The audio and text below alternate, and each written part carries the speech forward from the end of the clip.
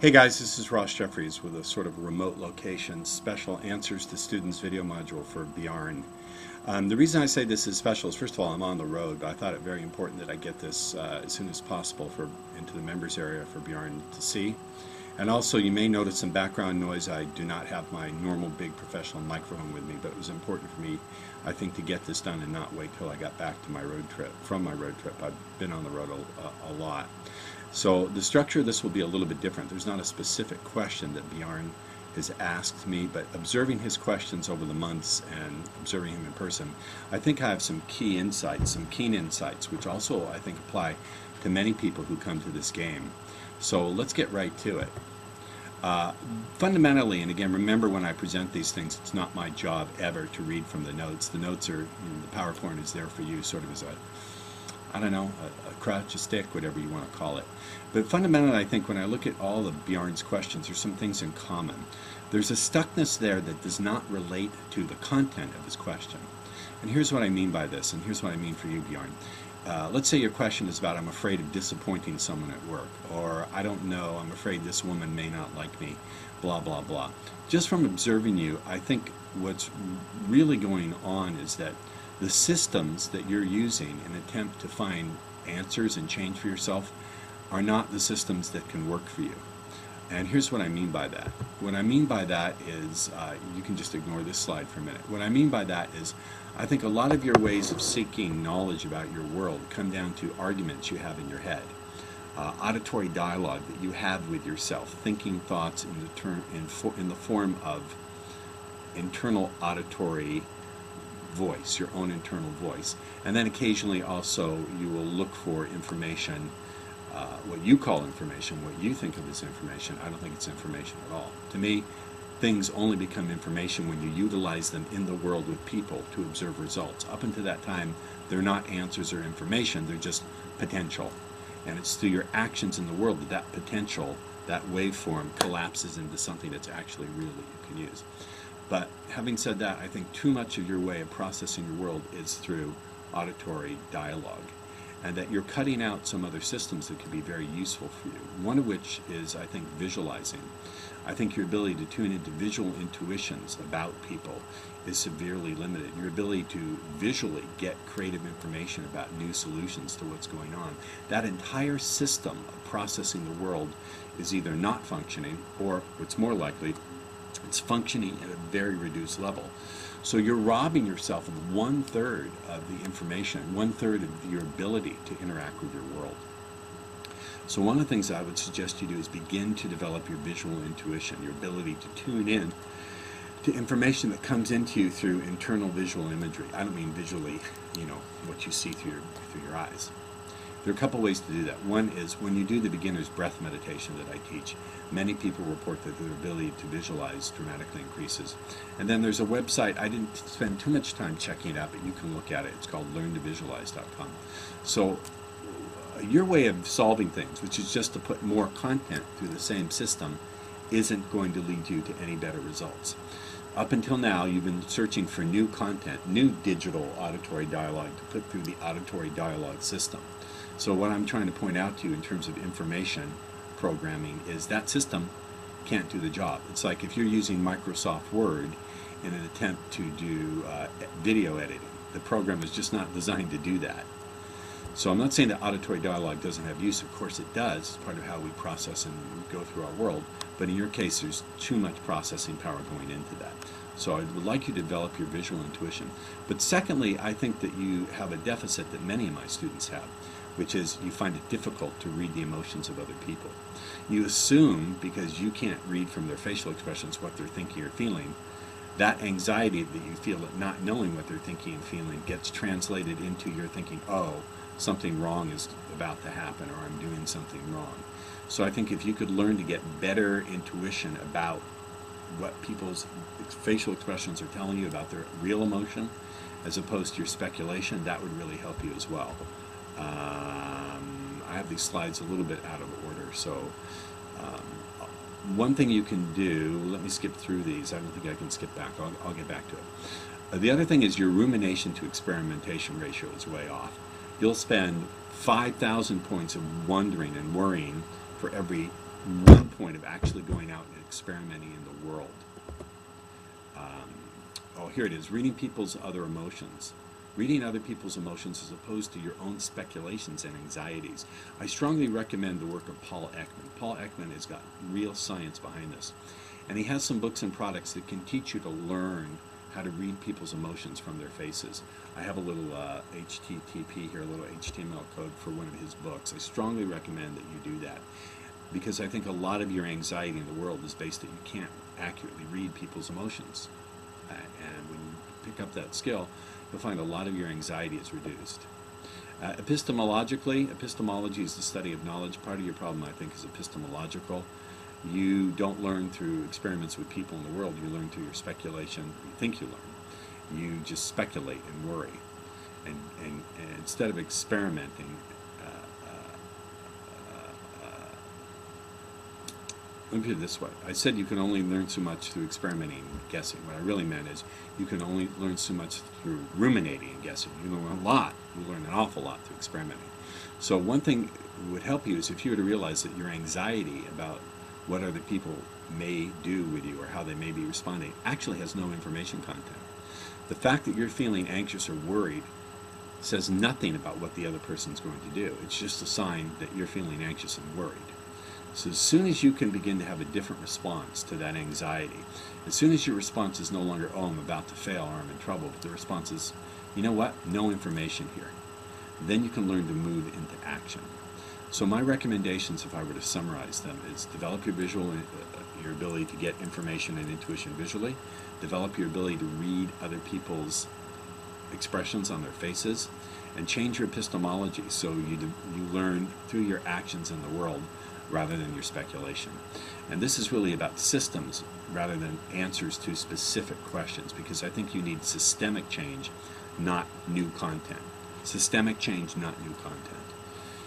So that's it. I hope this proves useful for you. Please give me your feedback. And again, this is sort of off the cuff. I don't have my normal equipment, but I've been on the road for 3 weeks, and then I'm on the road again, and I didn't want to wait to get this to you because I think you really need it.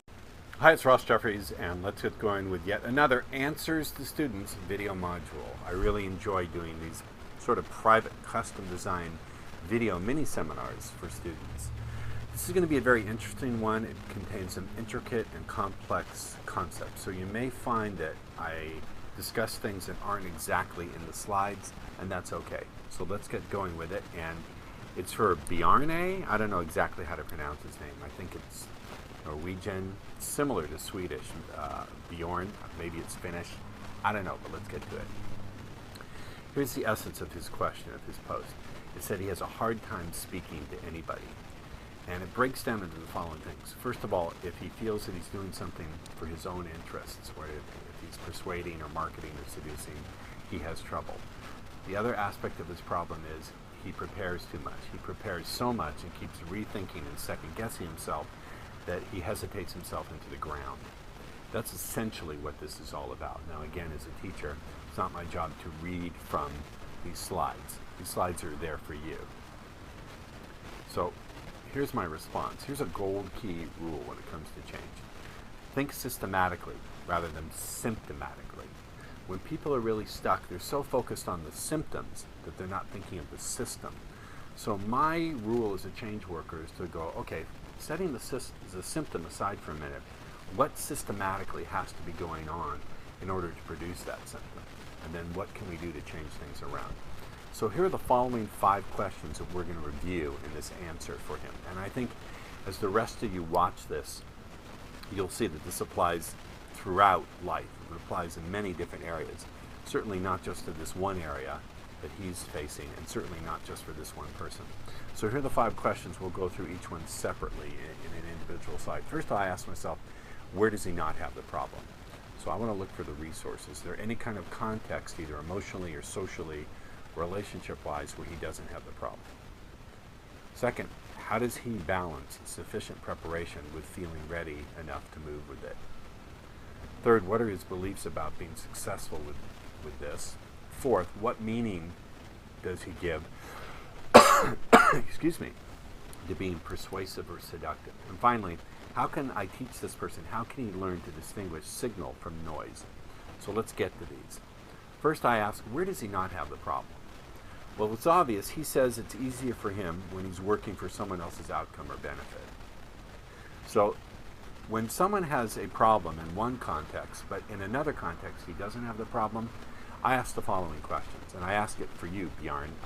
You're not here in this recording, so I'd like you to give me feedback in the members area. But I have to ask, what's present when you're working for someone's benefit that's not present when you're working for your own?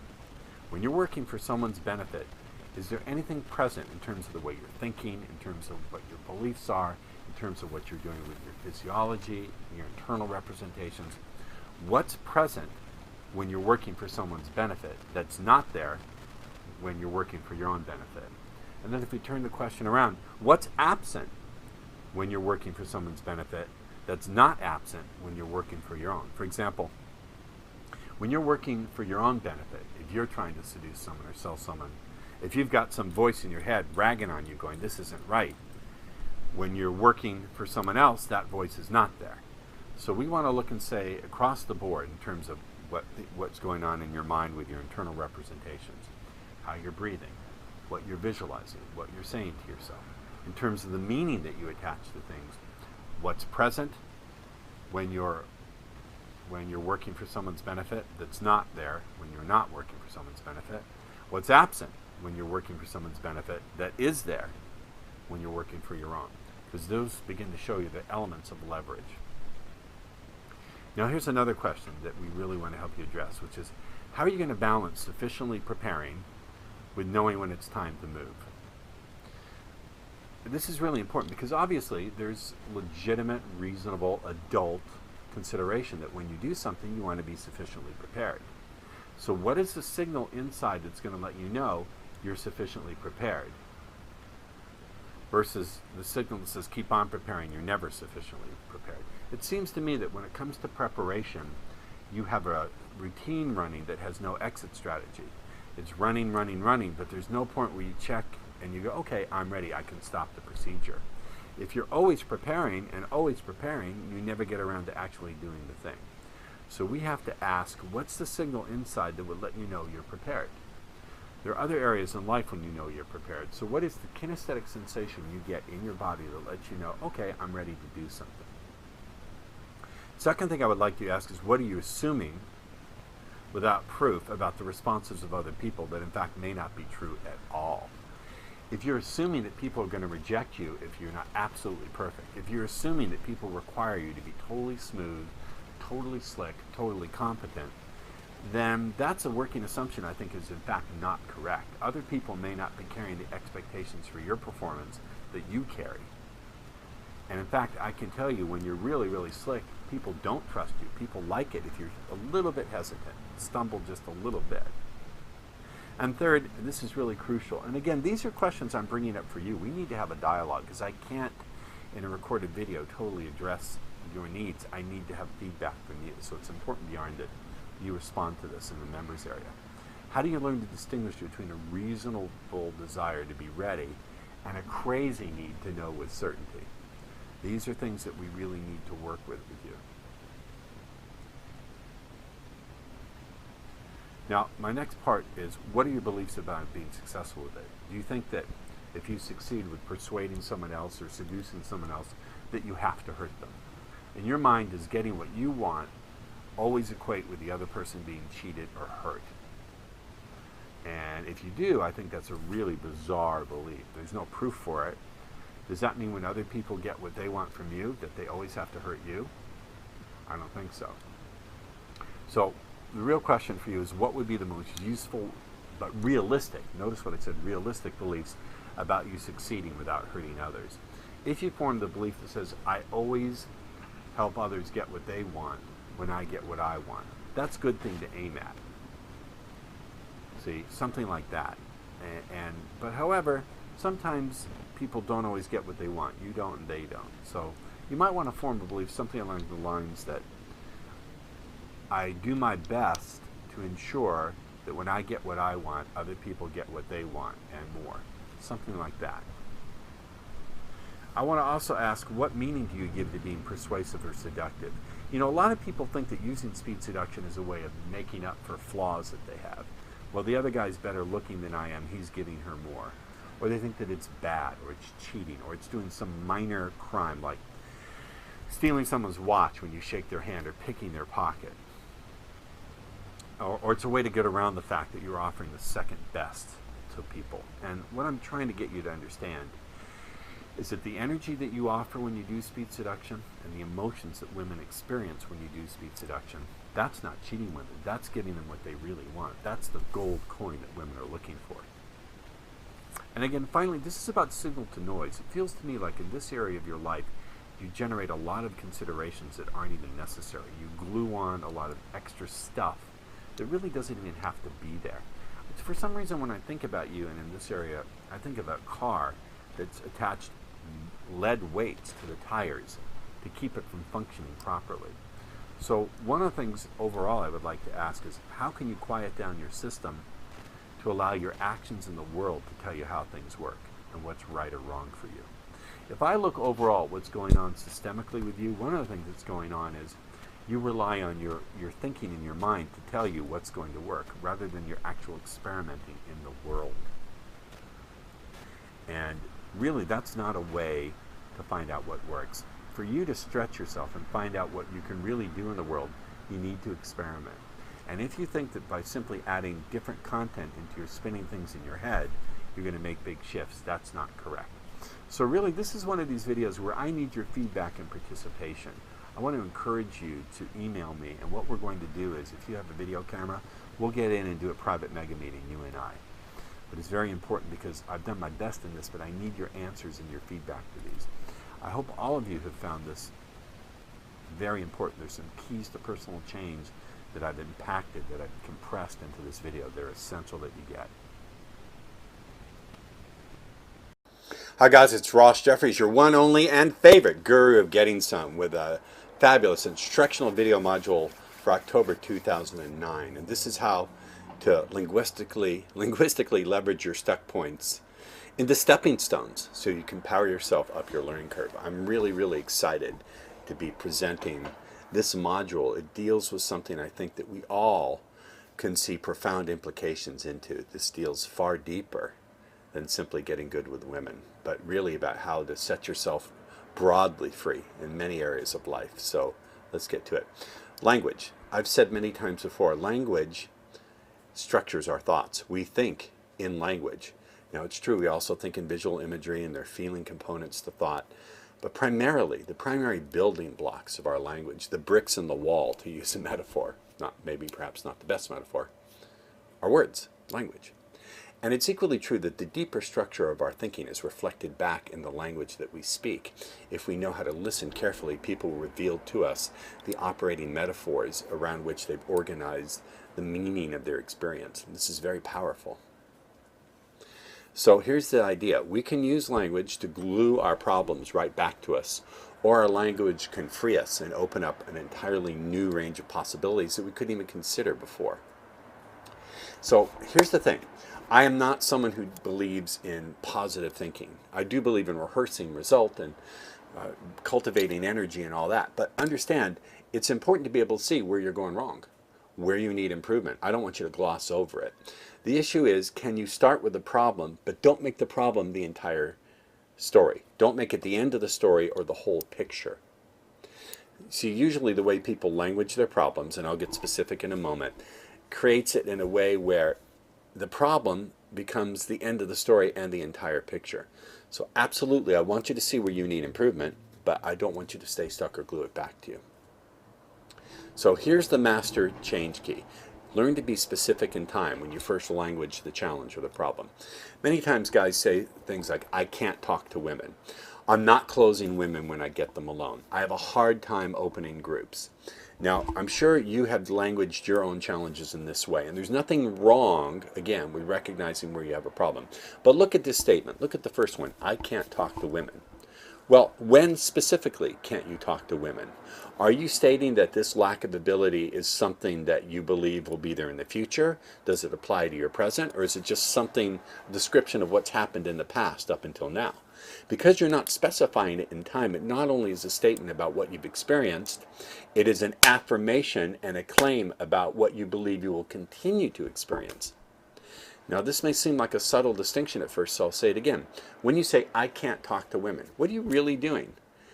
You're not saying up until now, which is going to be the key, it had been my experience, which leaves open a new possibility. You're stating it unspecified through time. So the unconscious mind says, I can't talk to women. Okay, therefore, when you go to try, your unconscious mind says, no, he said he can't talk to women, so I'm going to shut down all the possibilities. I'm going to shut down all the circuitry he needs to get that done.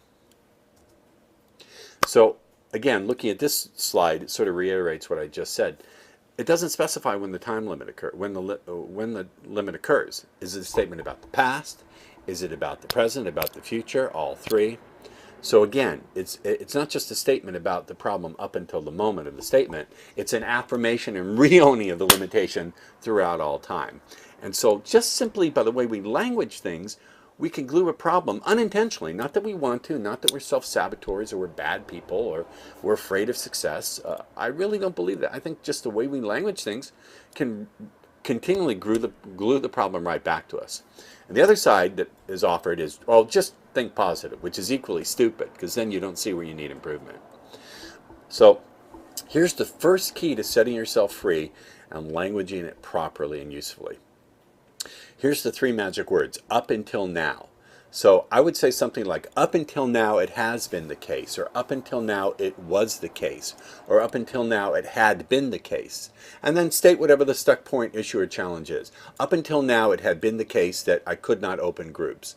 Up until now it had been the case that I was not sexually aggressive and closing women sexually, opening women sexually, however you want to put it. Up until now, I had been stuck with only attracting women who are 5s or 6s. You understand? It's okay. You're recognizing it, but you're not making it part of who you are into the future. You see what I mean? So up until now is the start of learning to language it usefully. Again, these three words, up until now, allow you to state the challenge without reaffirming it, without gluing it back, because you're specifying the period. Up until now does not include now. Up until now means in the past. So you get to start with it, but you also now open up the possibility that something can be better and different. And the next step is to add in the statement, and I now. So you've stated the problem as being in the past, and now what you want to do is tell your mind what you would like to have better or different. And that means you're going to add in some quality of personality, some skill, some process, some practice. And to do that, we use words like choose, and I now choose, and I now create, and I now embrace, and I now claim, and I now practice, and I now come from.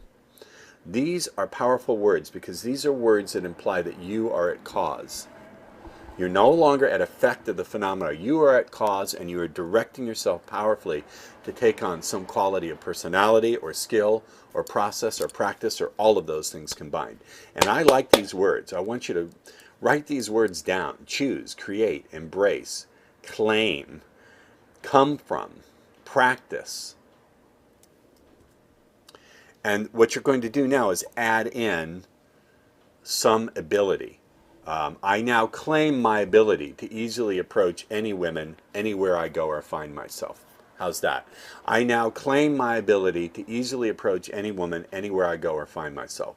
So if the way you were languaging it is, I just don't meet women when they're in groups, you change it to, up until now it had been the case that I didn't meet women in groups, and now I claim my ability to easily approach any women anywhere I go or find myself. So claim is your word, a possibility word. It opens up the new possibility powerfully. Ability happens to be a quality or skill that you're choosing. And approach any woman anywhere is a behavior or process that's going to flow from and more specifically defines that ability. I can see I may need to unpack this with another module next month or do a call on this, but it's really powerful. Now we have to add in the results. So you're approaching women, that's good. You added in the process or the quality of personality and you're doing the approaches. Now we have to tell the mind what results you're going to get. Are you going to approach women anytime, anywhere in a way that adds to your confusion and loneliness? Is that giving your mind the right instructions to follow? I would say no, it isn't. So instead, how about this? In a way that brings me sexual, physical, and emotional satisfaction with the hottest, most wonderful women, eager to please me in every way. So if we don't add in the result, what happens, we just stay stuck in making progress or working at something.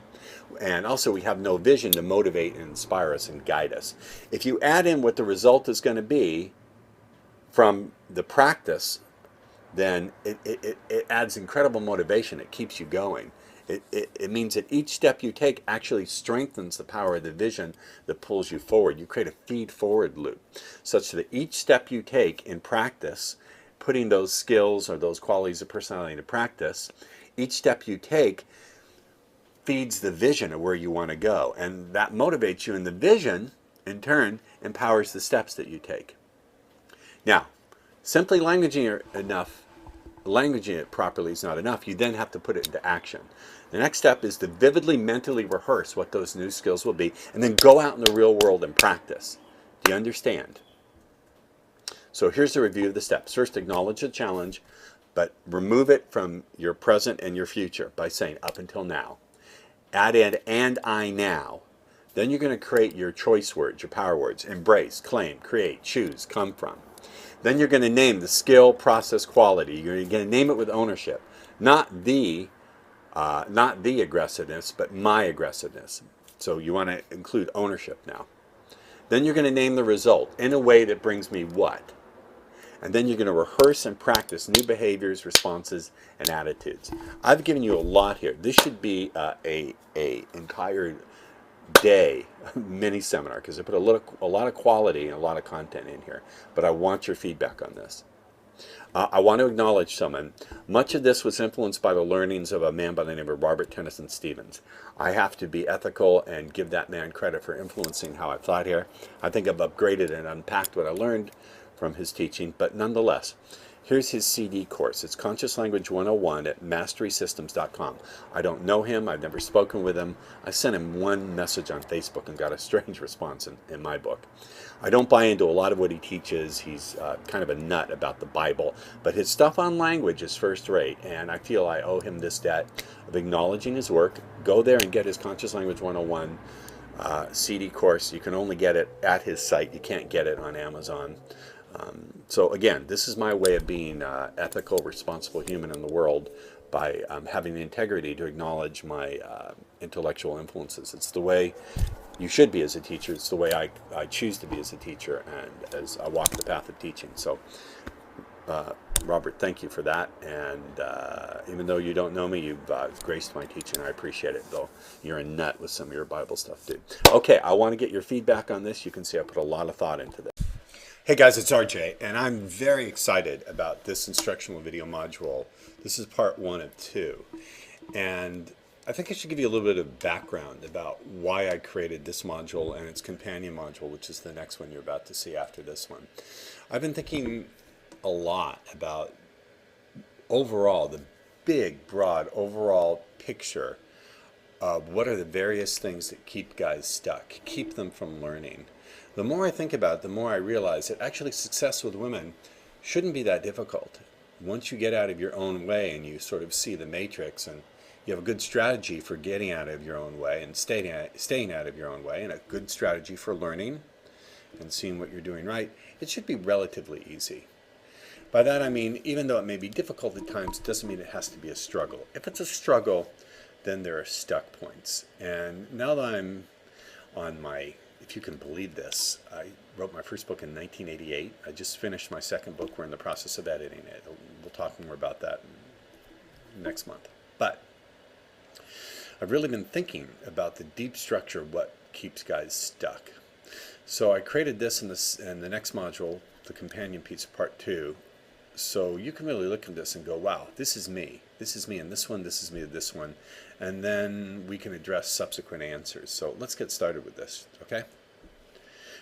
This was triggered by an email that a fan wrote me. It wasn't one of you guys in the coaching program, but he said to me something interesting. He said, you know, I'm really good at getting women to talk to me. I'm friendly with women. I can approach any woman. I get them to laugh. And they enjoy hanging out with me, but it almost never turns into sex. Once in a while, he said, it does. And he was really, really stuck, and the poignancy of his confusion really got to me. I could really feel how he was confused and very frustrated, ready to throw in the towel, and just couldn't see what he was missing. I think oftentimes what makes the challenge of dealing with women especially difficult is not just that we're not getting what we want. That's one thing. But we can't tell, what is it? What am I doing wrong? What do I need to add in? What do I need to take out? What do I need to increase? What do I need to decrease? It's not just the frustration of not getting what we want. It's the confusion of not knowing what to do next. You know, if you're driving along in the desert and your car is broken down and you have a really good map, at least you know where you have to go. At least you know the only issue is either getting the car started or calling for help to get the car started or getting some other means of transportation, but at least you know where you are. If in addition to the car being broken down, you don't know where you are, then that's the really difficult thing. And it's that I don't know where I am issue that I'm going to address here quite thoroughly. So I think there's 4 major categories of being stuck. These are the 4 major ones. And the first one is doing too much of, and we're going to go through each one. So this is just a brief summary of this slide. First one is doing too much of one thing to the exclusion or the detriment of others. Second one is doing nonverbal things that need to be changed or improved. We're going to go details for each one of these. Third one is doing some things that are just sabotaging your success. They just need to be left out entirely. You should just stop doing these things, or you need to severely cut back on them. And then there's a final category which I'll deal with in the next module, companion follow-up module, this one, that I call random or miscellaneous. So category number 1 is doing too much of one thing to the exclusion or the detriment of others. I have guys write me and say, I'm really, really funny. I can make any woman laugh. I'm the life of the party. I'm the center of attention, but nothing happens there. So if you're the kind of guy who's really, really funny, but just doesn't really get anywhere with women, or you're really supportive and you know how to be the good listener, but you don't know how to be commanding, you don't know how to be sexual, you don't know how to be dominant, you don't know how or when to sexually escalate, then you're in trouble because you're overly focused on one thing you do really, really well. Now, the trap here is this, is sometimes it's the thing that we do really well that we keep repeating. Because even though it's not getting us where we want to go, at least it feels familiar, and at least we do it really well. We have a feeling of competency, like, oh yeah, a feeling of efficacy, is that the word? Yeah, I'm in control, I can do this. It feels good to do something well, even if that something that you're doing well isn't ultimately, Talsberry, getting you what you want. Like clockwork, when I'm working here, Talsberry will come up for some attention. So the trap inside of doing something too much is usually it's something that, at least on some level, is working for us, but it's not working for us to get our ultimate result. So remember, it's not about being ourselves, it's about becoming our best self. And that means being able to see where you're doing something to the exclusion or detriment of other things. There could be nonverbal aspects that need to be improved. And by nonverbal, strictly speaking, that's not true. I mean more like tonality. So it's not exactly the words you're saying that are incorrect, but your tonality is off, or you're speaking really too fast. The tempo of your speech needs to be slowed down. Could be nonverbal in the sense of touch. Perhaps you need to work on how you touch women, when you touch women, what you convey when you touch women. Posture, how you carry yourself and how you move, I think is as important as body language. In fact, I think it's more important. It's how you move and how you carry yourself that conveys and subcommunicates that message that you're someone who's powerful and knows how to be in control of himself and his reality, much more so than body language. It's what you do when you're in movement and how you carry that's, I think, more important than body language, although body language can be important too.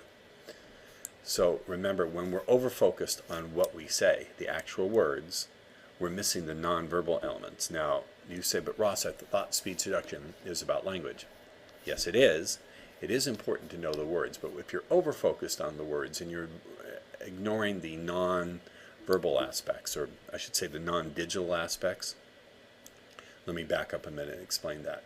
Digital is something that's either there or it's not. It's on or it's off. It's 0 or it's 1. You either say that word or you don't say that word. Analog are things that vary along a range. For example, if you have a light switch and you can dim the light or make it brighter, that's analog. So rather than nonverbal, we could say analog. There are analogical aspects of your communication that need to be adjusted or fixed. These are difficult to see. Particularly, I've found that guys who come to this and have problems are very left-brain people. They're very digital people. If you're an engineer, if you're in the IT field, and you're very digital, you're doing things from the left brain, you're going to miss the nonverbal aspects. You won't even know that they're there. And I think a lot of the confusion in this community are from very left brain guys who just can't even see what the nonverbal aspects are. They're not even aware of them. And they're trying to fix it through more digital stuff, through changing the on, off, yes, no, 0, 1 digital aspects of dealing with women, which are there. And they're totally not seeing the nonverbal aspects. Very important. Category number 3 is doing things that need to be eliminated or severely cut back. Sometimes it's what you stop doing or severely limit that brings the most improvement. So for example, and we're going to get to some more specifics a little bit later, I think either in this module or the next one, but if you're giving women too much validation, that's something that needs to be severely cut back. If you're complimenting them every time you see them, especially before you've even fucked them, then you don't need to eliminate it completely, but you do need to cut it back. There's some things, of course, you should eliminate entirely, and we're going to get to those. So let's talk about some typical category 3 behaviors, because now that we're chunking down to the behavior level, these things are a little bit more easy to see. They're less abstract, less conceptual than category 1 and category 2. But let's go to category 3 behaviors that I believe should either be cut out entirely or cut back. And these, in my 20 years of teaching, literally tens of thousands of guys, either directly or through recorded courses or whatever, or on the phone, whatever. These are the typical most common behaviors that I see should be either be eliminated or cut back. Number 1, over-validating. Remember, any kind of attention that you give a woman could be considered validation. So if you text too often, if you call too often, too many compliments, all this stuff about text game and phone game, I believe before you fuck that woman, the text and the phone should only be used to set up the meeting where you can actually get to her. Unless she's already shown that she's really, really responsive to your voice, then you can play with her a little bit on the phone using some of the hypnotic techniques I teach. But if you're, generally speaking, I don't want you texting just to be clever, texting to ask her opinion. Oftentimes this kind of behavior comes from our own insecurity. Oh, I don't know if she really likes me. I haven't heard from her. We haven't gone out. Maybe if I just give her some attention, she'll respond. It comes off as being weak and needy, and you really ought to avoid doing as much of it as you can. Also complimenting. Even complimenting things that have nothing to do with her looks. If you happen to really like the fact that she's a great artist or something, once. Tell her once and then drop it. I'm telling you, if you just stop doing this kind of stuff and stop getting in your own way, you may make big progress. For a lot of guys, they don't have to add in a lot of stuff. You don't need to learn a lot of skills. For some of you, it's just getting rid of the stuff that's been in your way. Number 2, giving any kind of gifts prior to sex. Flowers, cards, books. I'm very generous with my books. If I could walk you around my home here, you would see I have bookshelves everywhere. And, I like to loan out books. I like to give books. I used to do this because I'm just a generous guy. Invariably, if I ever gave any kind of book or video, even of my own work, because I had female fans, if I ever did that prior to sex, I never got laid, ever. Do not give any kind of gift prior to sex. Strict rule. If you want to break it, go ahead, but I really think it's a mistake. Number 3, acting or expressing any kind of horniness. Perfectly fine to convey that you're a sexual human, but to act horny, like to stare at her boobs, or kind of have that kind of horny look on your face. If you grope her or drool, or talk about how much you want to go to bed with her, anything that, there's a word in Swedish, snuskumar. I had a Swedish girlfriend, she called me her little snuskumar. Snuskumar literally means the lobster's claw. No, strike that. It means the dirty lobster. Snusk, dirty, humor, lobster. It means a dirty lobster. And that is, they use it to describe the dirty old man who pinches young girls' butts with his claw like a lobster pinches. You don't want to be a snuskumar. Okay? Related to this, number 4 is direct come-ons. One of the things I used to do early in my career, because I have great hands. If you've seen my Irresistible Arousal DVD, you know I can touch women and get them almost coming, or actually coming on stage, just by rubbing the back of their neck. If you don't have that product, you should get the Irresistible Arousal DVD. But in any case, I used to invite women for massages. You know, I'd do a little of this and say, let's go back to my place for a massage. And even though they wanted to fuck me, it was too strong a come on. You just can't do that. You can't say, hey, come on over and I'll give you a massage. Very rarely does that work, because now you can give them a massage once they're there at your house, but anything that sounds like, come on over and let's fuck, for most girls, they're still going to put up a resistance to it. So forget these kind of gambits unless she's made it very clear she wants to fuck you. Now, seemingly contrary to that is being too indirect, hiding your interests, making excuses. You know, if you're a student, asking her to study with you, I just think it's weak. Helping you cook something. Hey, can you teach me how to do something? You know, I want to learn how to cook. Can you teach me how to cook? It's just weak. It's hiding the fact that you're a man and that you're, at least on some level, interested in her. Now let me give us some mental and emotional examples. These are also things that you need to severely cut back or eliminate. And they're a little bit harder to see because they don't involve so much how you think and feel, but strike that. They don't involve what you do as much as they do about how you think and feel, the internal processes that are usually driving your ineffective behaviors. Because they're internal processes and we're trained in our society not to see them, we're trained to thingify and to solidify around them, they're a little bit more opaque, they're a little bit more difficult to see, which is why I need to bring them to your attention. Here are the most common ones. This is not exhaustive or by any means complete, but these are the most common ones. Number one, crushing on a girl. Any kind of obsessive thinking about the girl prior to sex.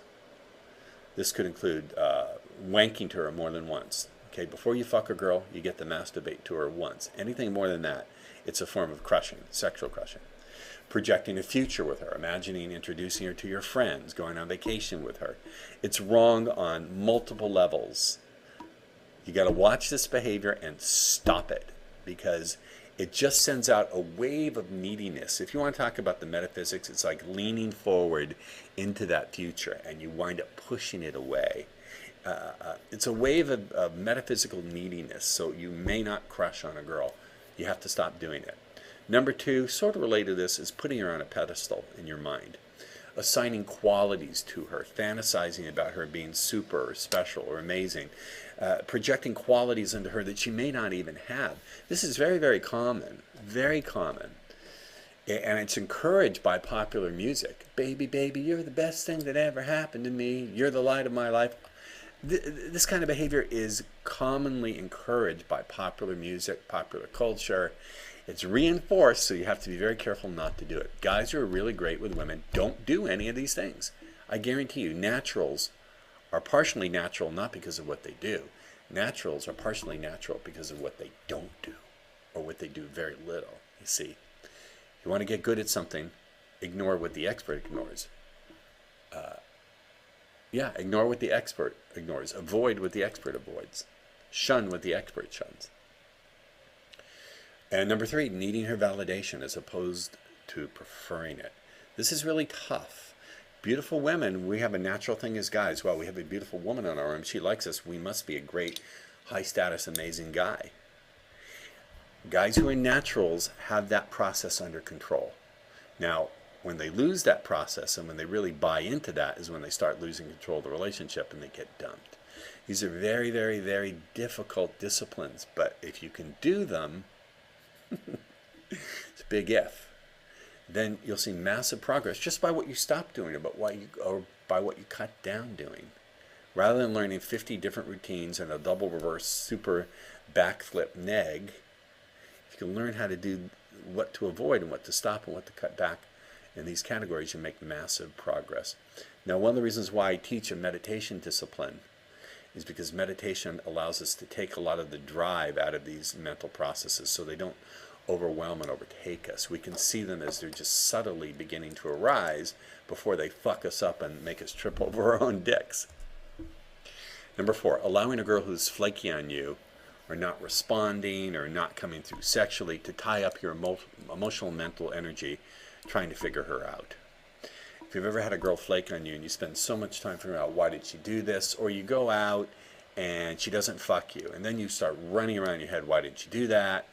how come I don't get laid with this girl? And you wind up generating this whole trance of being focused on what isn't working and trying to figure the girl out. No, no, no, no, no. It's the female mind's job to figure out why males are not coming through. It's not your job to try to figure out why the girl is not coming through, why she's frustrating you. It's legitimate to say, okay, here's the situation, what do I want to do about it? But to try to figure out motives and spin around, this is a female thing to do.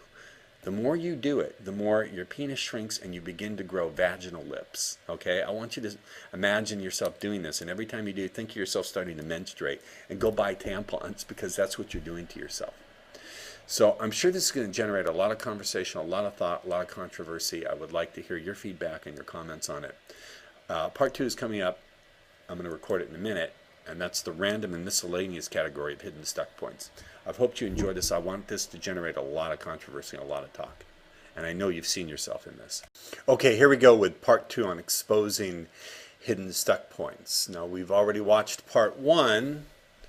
Part 2, I'm going to deal with some miscellaneous things I just couldn't fit into any category. Each one of these I could discuss for 5 to 10 minutes.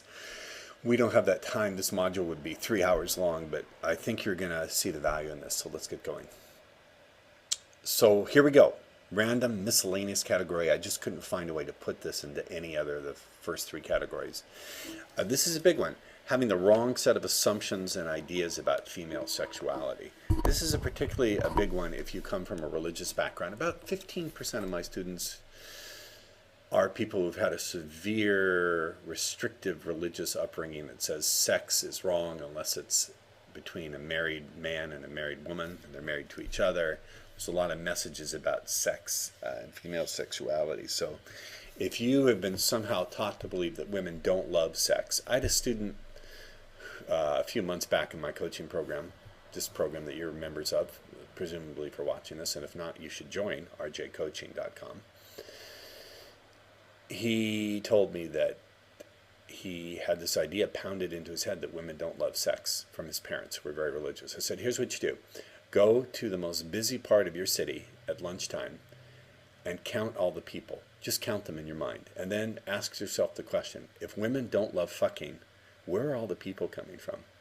So assuming that women don't love sex, or that the best way to have sex with a woman is to be super nice to her, or that you have to ask her permission, or wait until she says, please fuck me, these are really going to get in your way. Number 2, item B. If you have no standards other than looks, if you're failing to screen, this is huge. 50% of this is how the other person shows up. And if she's showing up depressed, angry at men, frigid, you can be throwing the best stuff in the world, but if you just don't know when to cut bait and leave, if your only standard is that she's beautiful, you're guaranteeing that you're opting in to her wasting your time. I'll say it again.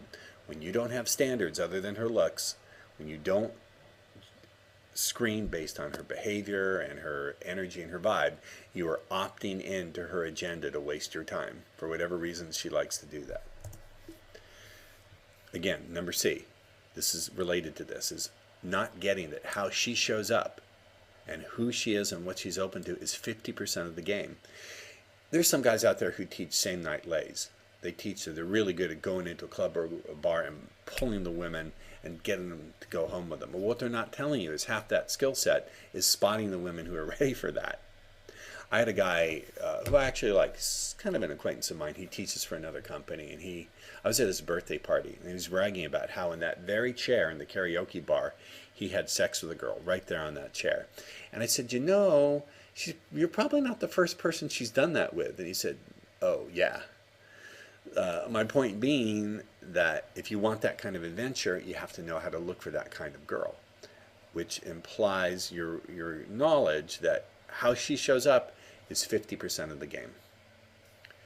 D, having emotional traumas around sex and sexual intimacy that need to be resolved. Often this requires professional help. If you've been molested, and this is not a joke, I'm not being funny. If you've been molested or raped or have some serious molestation or trauma issues around sex, you need professional help. I recommend finding someone who does hypnotherapy or does, and I don't mean a hypnotist, I mean a licensed clinical psychologist who uses hypnosis as a treatment modality. not just someone who hangs out a shingle and says hypnotist. They should be a licensed clinical psychologist. And also anyone who deals with mindfulness-based psychotherapy. Related to this, item E, having deep emotional issues around intimate connections with people in general. I know some people who have been so abused verbally, and let's face it, we live in a cruel society. I know some men who have been so abused by their fathers, their mothers, brutalized physically and emotionally, maybe not sexually, that they just have issues opening up to any human being. You have my compassion if that's you. I would like to help as much as I can, but again, I think professional help can be useful if it's the right kind.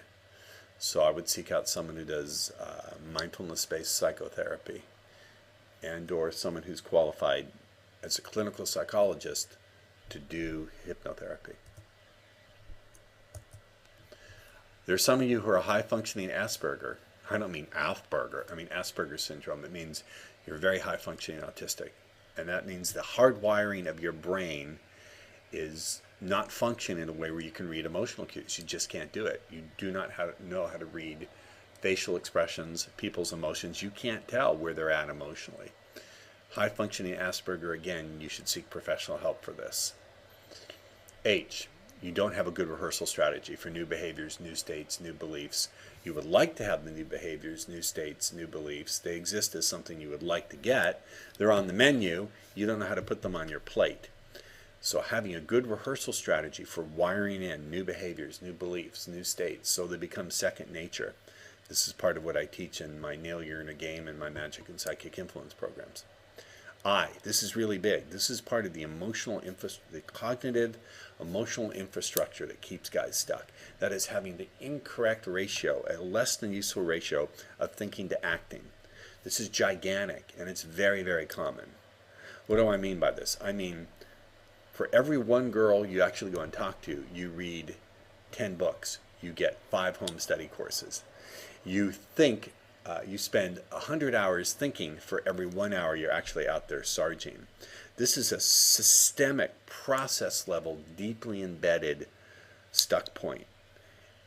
And you see, it's huge because it doesn't matter what new product you read or what seminar you go to. If you're running all that data through that ineffective process of thinking 1,000 points for every 1 point of action, you're still going to slow yourself down massively. So learning to take on an action orientation where your default strategy for learning is to go out into the world and learn through your behavior. This is why I say to students, speed seduction has no answers. At first they're shocked by that. They say, well, what am I paying for? And what I tell them is speed seduction has potential answers. It has interesting ideas. They only become answers for you when you quicken them, when you bring them to life through your actions and experiments in the real world with real women. J, related to that one, not consistently practicing in the real world. So it's related to item I. It's corollary. K, not understanding the required amount of testing and practicing before you can evaluate your performance. Many guys go out, they talk to 2 girls and they say, you know, this approach doesn't work, or speed seduction doesn't work, because they really don't get the empirical mindset and the rules for empirical behavior. The basic one is that data percolates up after multiple trials. If you're going to test a new substance to see if it's effective to, say, cure a sore throat, you have to do multiple trials before you can see accurate data. So having a good set of parameters, a good set of rules for going out and knowing how you're doing enough in the real world is really important. L, this is this is a big one. You're invested in the girl, but you're only interested in the skills. You're invested in a particular girl, but you're only interested in the skills. You need to turn it around. A big turning point will come when you become invested in the skills and only interested in the girl. When you're invested in the skills and only interested in the girl, things will change dramatically. I did a very short video called IBNI, Interested But Not Invested State of Mind. This attracts women. When you're interested in the girl but not invested, she will invest in you. M, having an orientation that's too over-focused on what you're doing wrong. In other words, you're obsessed with what you're doing wrong to the point where you don't even see all the things you're doing right. The big shift comes with my students, with you students, when I can get you to create a notice what's working first orientation. In an area of life that's been challenging, it takes training to recognize progress. Big, big learning. In an area of life that's been deeply challenging, it takes training and intent to recognize progress and competency in what you're doing right. So when you change the orientation from being over-focused on what isn't working, and instead your orientation is first and foremost, what am I doing right? What did I just do correctly? Then you begin to make progress. N, linguistically gluing stuck points right back onto you. See, I don't want you to ignore your stuck points. Obviously, I'm pointing them out to you here. But I don't want you to obsess on them and glue them right back to you. Every time you say, I don't know how to meet women, or I always blow it with women, or I can't close women, you're not only making a statement about what's been happening up until now, you're making a prediction about the future and an affirmation about the present. So knowing how to recognize what you're doing incorrectly without linguistically gluing it back to you is ginormous. And finally, thinking it's about who you are or some unfixable flaw like I'm too ugly, I'm too old, I'm too fat, it's just who I am. Thinking about it as an unfixable flaw or just one single element like it's my looks or it's my money, rather than looking at things from a systems approach. When you begin to look at this in terms of an interlocking system, the emotional infrastructure, your orientation, what you need to avoid doing, what you should do more of, what you should add in, what you should subtract out. When you begin to think in terms of systems, then everything changes and becomes much more efficient, far more easy, and you get amazing progress, even in the most challenging, difficult areas of life. I brought up a lot here. Each and every one of these items, A through O, is a subject for conversation. I want to see you guys talking about this in the members area. If for some reason you're watching this outside of the coaching program, please leave your comments. Thanks. Hey guys, it's RJ here, and this video is demonstrating some cool things with walk-ups. This is from my London live event, and I'm working with a lovely lady named Kim. So let's watch some of this. Of course, I will pause it to make comments as we go. So let's have a look at this. Right? So we come back to this idea of formats and themes, using certain formats to begin the process of engaging the attention and engaging the imagination. Now, initially, and I'm going to show you some stuff, but initially, remember, what I'm aiming at is not lust or desire or total fascination or deep connection. Initially, I'm aiming for that lean forward. I'm aiming for that initial where, even if it's not a physical leaning forward, it's a leaning forward with their attention. So bear this in mind. With the walk-up, when you're doing the initial walk-up, we're not looking to create immediate states of lust, fascination. That's all great and incredible connection. You can do that right away with about 20% of the population. But initially, I'm looking for something else. I'm looking for sort of interested, curious, welcome, openness to receive what it is I'm going to present. And you'll see me setting this up with Kim in just a second. It's sort of like with their attention, they're saying, oh, I like this, show me more. Does that make sense to you? Yes. So, Kim, I need to borrow you again. So, since she's our only female volunteer, give her a big hand. She's doing really well.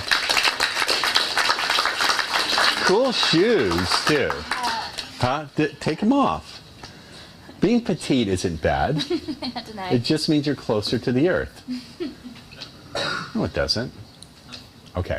So, initially, I'm going to have you stand up. By the way, if you're noticing some flicker in the image, it was shot in a format that's not compatible with American film. So this is a translation coding issue. Can't do anything about it. In a minute. I'm going to show you a little bit about walk-ups. And it doesn't really matter so much what I say, but what I'm aiming at. When I do a walk-up, let's say, oh, this will work. Let's say you're at Starbucks and you're seated doing your whatever, working on. Do you do Facebook on Starbucks? Yeah, okay, whatever. All right. And the first thing I do when I open a girl is do a pre-opener. So let's write down pre-opener.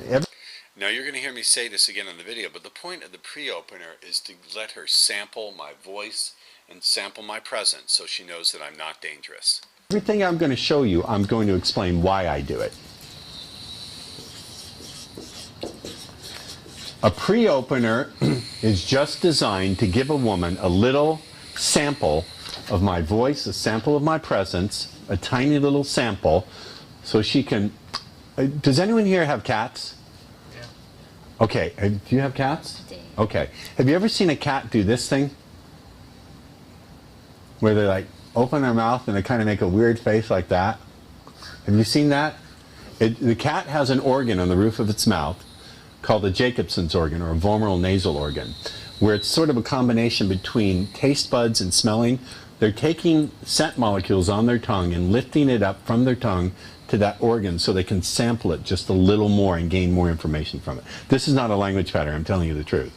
So you ever see a cat make that, it's kind of sniffs, and then it goes like that? You ever see that? Have you ever seen that with your cat? Okay, this Franz is called, I think, Fleming, or anyway. So the point of the pre-opener is to just give the lady a little sample, a quick little harmless sample of my presence, my physical presence, my voice, and my vibe, just a little bit of it, just so she can sample it and immediately make a decision unconsciously, like in the back of the mind, safe or unsafe. That's all I'm doing. That's all I want her to do, to get a little sample, safe or unsafe. Because I want her definitely to come down strongly on the safe side. If I'm unsafe, then anything else I give, put your arms up, put your hands up. Do you know how to fight, to box? Kind of. Go ahead, show me what the stance is. Okay, I don't want that, right? First of all, because She's got a good stance. She's got it pretty right. she could clock me fast. She looks like you could throw a jab. Can you throw a jab well? Maybe, yeah. Yes, she can. That's okay. Show me what you got. It just kind of, I'm not Yeah? good at it. No, that's good. Go ahead. I don't mind. Okay, so kind of saying. Yeah, she can sting pretty hard. Okay, so the pre-opener. The purpose of the pre-opener doesn't matter. It's not designed to be clever. So we're at the Starbucks. I'll say, forgive me, I'm just going to reach over and grab the cream. That's it. Or, excuse me, forgive me, I just need to reach over and grab the sugar. I don't mean to be in your space. Whatever it is, that's all I'm going to do. That's all I'm doing. I'm giving her an opportunity to quickly sample my physical presence, that I'm at a respectful distance. I'm not going to, forgive me, right? I'm letting her see that I'm a safe distance, that I'm being polite. I personally, if someone reaches into my space without saying, excuse me, I'm ready to break their arm. I don't like it. So I'm being polite. I'm giving her a chance to hear my voice, to sample the resonance of my voice. I have a resonant voice, yes? Yeah, I can use it in a way that's quite powerful if I want to. So that's all it is. Pre-opener. You get it? Pre-opener can be A. And then, once I do the pre-opener, then I'm going to do my opener. I found if I do the pre-opener first, then I can do the stupidest opener and it works. If I do the stupid opener without the pre-opener, it doesn't work. Because if I do the pre-opener first, she's then going to view the opener through the filter of, okay, this guy's safe, it's okay to laugh. You get it? This is really, really, really important. And this is why many guys are flubbing up their walk-ups, no matter how well they have things memorized. They're not first giving her that brief little sample that she can take on a quick blink unconscious level to intuitively get that you're safe and you're not harmful. So that's the purpose of the pre-opener. And again, the pre-opener doesn't matter what you say, it doesn't have to be clever. Get it? In fact, I recommend against clever. So, excuse me, I just want to grab the half and half. Sorry to reach into your space. Say, are you Jamaican? No? Because Jamaican me crazy. Okay, that was a really stupid thing to say, but when I saw you, I thought, let's see if she has a sense of humor to go along with all the good looks. My name is Dick. Dick Crazy. I have a feeling you are too. No, just kidding. Okay, so anyway, are you a roller, a folder, or a thrower? I'll go right into it like that. So let's examine what I did. I say something, first I do the pre-opener, and then I do something funny. I say, are you from Tennessee? Because you're the only 10 I see. All right. Okay, that was really stupid, but when I saw you here, I thought... Now notice something. As soon as I get the laugh, I touch. I touch on the first laugh, just a gentle touch. And I'm touching, but I'm leaned away from her. I'm not leaning into her. You see, I don't know if you can pick up the cursor here, but I'm not leaning my body forward. I'm touching her very gently on the shoulder, holding the touch as she laughs, and I'm leaned away. I'm not leaning into her, so it's safe. I'm leaned away. She's laughing and looking at me, and it's just a touch on the shoulder. See if she has a sense of humor to go along with the good looks. Now I'm leaving the touch there because she's been talking to me the whole weekend and we're comfortable with each other. Or I could say, when I saw you here, I thought, see if she has a sense of humor before you decide to talk to her any further. Right? Now, I want you guys to get a subtle point. I'll give you the wording word for word, but if you're thinking of the wording, you're not getting the point. I'll give you the wording word for word, but first, what am I doing? I do the pre-opener, and then I'm going to be funny. Are you Jamaican? Because you're making me crazy. Okay, these files are going to get huge, so we'll do part 2 in just... Okay, here we go with part 2 on walk-up wizardry. And let's keep going. Or are you from Tennessee? You're the only 10 I see. So I'm going to be funny. And then I don't keep on being funny. From being funny, I switch to being vulnerable. I admit it was stupid. I'll say, okay, that was a really stupid thing to say. Right? I'm going to be vulnerable. And then I'm going to be... I should say that one of the variations I've been experimenting with is rather than saying that was a very stupid thing to say, I'll say, okay, that was really over the top. Somehow over the top works better than stupid. Okay, that was really over the top, but when I saw you, I thought, she probably gets hit on, strike that. When I saw you, I thought, she probably gets approached 100 times a week. You better come up with something different. And see if she has the kind of sense of humor you could really enjoy. There's a suggestion on the end there. You could really enjoy. Be strong and confident. I'm going to say, but when I saw you here, I thought, see if she has a sense of humor before you decide if you want to talk to her any further. So I'm stating my intent. I'm going to make my statement of intent. State intent. State intent screening. When I state my intent like that, you know, okay, that was really stupid. That's being vulnerable. But when I saw you here, I thought, see if she has a sense of humor before you decide if she's really worth talking to. It's also a challenge, isn't it? Right? I'm essentially saying, I want to see if you have a sense of humor. I've got standards beyond your being good looking. Now, you can make this work even if you don't have standards. That's true. If your only standard is she's good looking, she'll spread her legs. Excuse me. You can fake it. But you know, it works a lot better if the standards are real. My view of seduction is not, I've got to fuck every girl with a hot body who gives me a boner. Mine is, no, let's get that subset of women. Okay, here's the set of women in the world who have a hot body and give me a boner. Let's find the ones who are fun to play with and are not going to be a whole hell of a lot of work and who I can enjoy as people inside and outside the bed. You know? So when you take on that orientation, then these lines, these words I'm giving you, have a power behind them. They're backed by the way you're actually living your life. Get it? So in the space of like a minute and a half, I'm doing all of this. And I really am screening. Give me a bad response, okay? Not yet, but okay. So, excuse me, I just want to reach for the cream. Hey, can I ask you something? I'm sorry? I'm really busy. Okay. I'm done. You understand? That's fine with me. Or I could play with that if I wanted to. But I don't mean that kind of bad. Let me do the funny line and then go. Then, huh? What's Okay. that? Okay. Are you Jamaican? Because Jamaican me crazy. Just give me a sneer like. Okay. If that happens, which it almost never does, okay, I'm done. So what? She's shown me that she's not responding to a playful approach or to that one, and I'm out of there. How outrageous have I been with my playful approaches? I'll do all sorts of crazy stuff just to test for a sense of humor. Here, will you stand up for me a minute? Okay. I've done this. I've walked up to a pretty girl in like a shopping mall and go, I really have done this too. I'm not making this shit up. I'll go, excuse me, precious, Oh my God, I just have to say, you are so stylish. Where did you get this? Play along with me like you don't know I'm getting, all right? Where did you get this, you precious little princess? Top shop. Top shop. Oh my God, you're like a pinch between my gum and my cheek. There's nothing there. Give me a hug, you gorgeous thing. Oh my God, let me see. I have to tell you, I'm not really gay, but this sure feels good. No, seriously, when I saw you, I thought you probably get hit on 100 times a day. I better do something real different to really get your attention. So my name is Dick Stalker. No, actually, my real name is Pete Sutcliffe.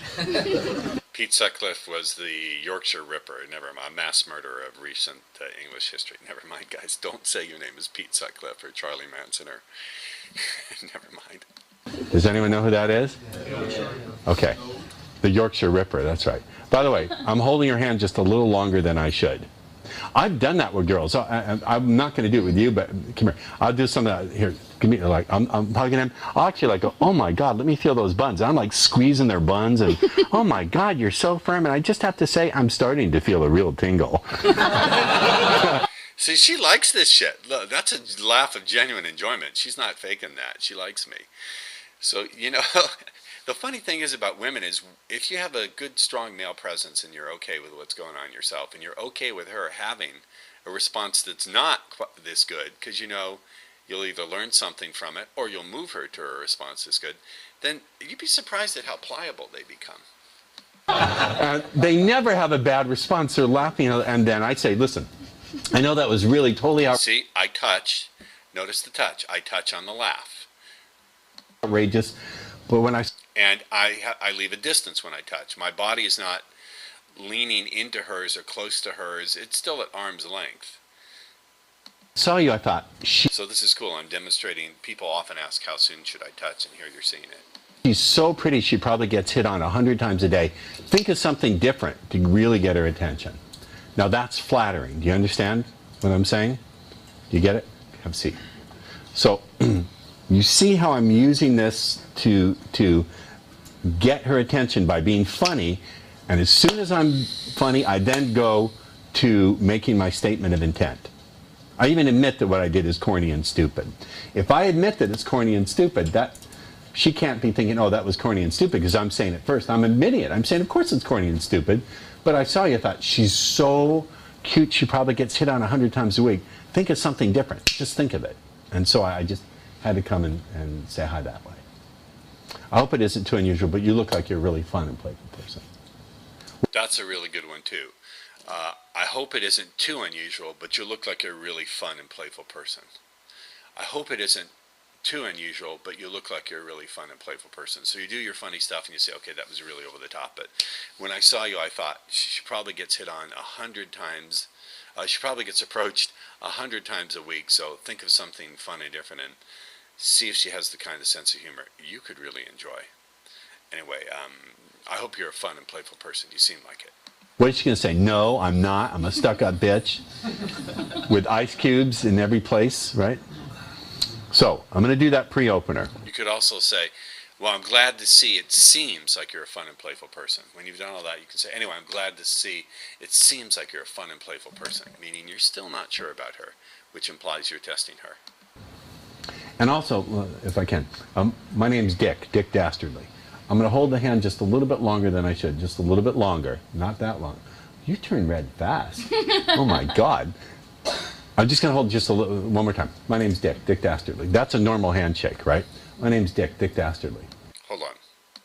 Let me get this little thing out of the way, guys. Sorry. Let's see. Oops. No, we want to go, no. Let's see.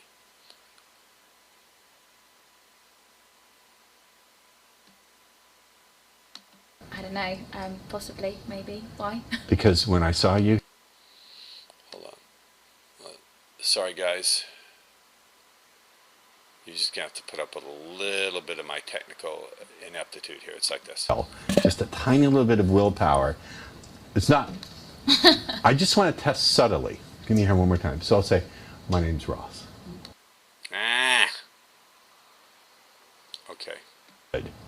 I've done that with girls. I'm not going to do it with you, but come here. I'll do something here. Give me like I'm hugging them. I'll actually like go, oh my God, let me feel those buns. Sorry, I'm we like have to squeezing repeat their it. buns, and oh my God, you're so firm. And I just have to say, I'm starting to feel a real tingle.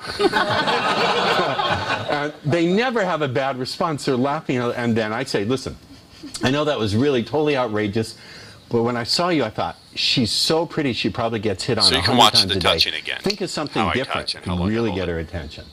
Now that's flattering. Do you understand what I'm saying? Do you get it? Have a seat. So you see how I'm using this. Also, notice how I just tell her, have a seat. That's being commanding there, not have a seat, or will you please have a seat? Have a seat. To get her attention by being funny, and as soon as I'm funny, I then go to making my statement of intent. I even admit that what I did is corny and stupid. If I admit that it's corny and stupid, that she can't be thinking, oh, that was corny and stupid because I'm saying it first. I'm admitting it. I'm saying, of course it's corny and stupid, but I saw you, I thought, she's so cute, she probably gets hit on 100 times a week. Think of something different. Just think of it. And so I just had to come and say hi that way. I hope it isn't too unusual, but you look like you're a really fun and playful person. What is she going to say? No, I'm not. I'm a stuck-up bitch with ice cubes in every place, right? So I'm going to do that pre-opener. And also, well, if I can, my name's Dick Dastardly. I'm going to hold the hand just a little bit longer than I should, just a little bit longer, not that long. You turn red fast. Oh my God. I'm just going to hold just a little, one more time. My name's Dick Dastardly. That's a normal handshake, right? My name's Dick Dastardly. I'm just going to linger just a little bit and look in her eyes and just give her a little bit of will, just a tiny little bit of willpower. It's not, I just want to test subtly. Give me her one more time. So I'll say, my name's Ross. I'll just look in that eye just a little bit longer and a little bit harder than I should to see, does she give a, when you do it the right way, sometimes you'll hear them go, just a little involuntary intake of breath, and then I know I really have them. Okay? Do you get it? Do you see how this works? Sometimes I've even done this. You shop for groceries, or you eat out all the time? You shop for groceries, right? Yeah. What are the stores here? Tesco? Or Sainsbury's. Sainsbury. Okay. So let's say, can you stand up for me for a second? Okay, we're shopping at Shane. How do you say it? Sainsbury's. Okay, you've got your cart. Here's the aisle. I'll go, excuse me, I need to reach over and grab the Cheerios. And I'll say, hey, can I ask you something? If you saw someone here. Now notice one thing, the position, a relative position of our bodies. I'm not confrontational face to face. I'm off at like a 45-degree angle. Stealing, like shoplifting in one of the aisles. Would you turn them in? Yeah, see that, you're going to get that kind of response, but how would you tell me what? I don't know. Possibly, maybe. Why? Because when I saw you here, you took my breath away. Okay, that was really stupid. When I saw you, I thought, she's so attractive, she probably gets hit on 100 times a week. Think of something totally different, and see if she has a sense of humor. My name is Dick Dastardly. Something stupid like that. You can have a seat. Okay, this is the funny approach. But so, now many guys will say, just keep being funny. Why do I not want to keep being funny over and over and over again? You ever have a guy been like a stand-up comic with you, and he doesn't stop? What response does it get? I get bored. You get bored. So I want to go from being funny to then being vulnerable, admitting it was dumb, and then very quickly stepping over to making my statement of intent. You know, I know that was really dumb, but when I saw you here, I thought, you better do something really different with this girl, because she's so pretty, she probably gets approached 100 times a week. Now notice, that's not a direct compliment. I'm not saying directly to her what I think. I'm quoting myself. I'm quoting my own thought. So it's not like I'm saying, hey, when I saw you, it's not like I'm saying you're so pretty, you get approached 100 times a week. I'm quoting my own thinking. I'm saying, you know, when I saw you, I thought to myself. So even though it's a direct compliment, it's not a direct compliment. It's still indirect and implied. It's pretty clever. You better do something with this different with this girl, because she's so pretty, she probably gets approached 100 times a week. That's really flattering, isn't it? That's really flattering, because it's saying that before you saw her, that you had a little conversation about it and were like racking your brains, even though in reality you've got 5 different options memorized because you're Ross Jeffries, you understand? Like, she was so adorable. She prompted you to step out, take a risk, and do something utterly spontaneous that you weren't planning, right? Chump. Does this make sense? Do you see the dynamic here?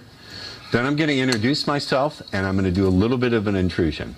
And then, so let's play. So I introduce, so my name's Dick Tastic. So I got to ask you, are you a roller, a folder, or a thrower? I'll go right into it. I'll go right into it. So play with me. You said, what does that mean? I don't know what that means. What do you mean? Okay, let's say you're going on vacation. Like, if you could go somewhere where no one knows who you are and nothing we do will ever get back to anyone, you know, that kind of place. So you got the suitcase open. Do you roll the clothes, do you fold them, or do you throw them? Roll them. What's that? Oh no, fold them probably, yeah. Oh, you changed your answer. Fold them? You're a folder? Yeah, folder, yeah. It was great. I'm not sorry I came up to meet you, but you know, would never work. I was reading in the Journal of Scientific American that 99% of the time, whether 2 people really, you know, click, is determined by whether they're packing compatible. Kind of in my imagination it is. So let's try another one.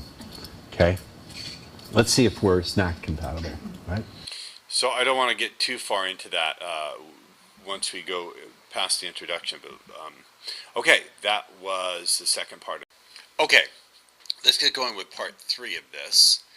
And so you had a nice conversation. Obviously, you've got to get going, and she's got to get going. How do you pitch for the next meeting? What do you do? So I'm going to show you a little bit of that language, and then, just for fun, a little bit of a mini back in my career, like 93, 94, just for shits and giggles when I was still poking around with some really weird stuff.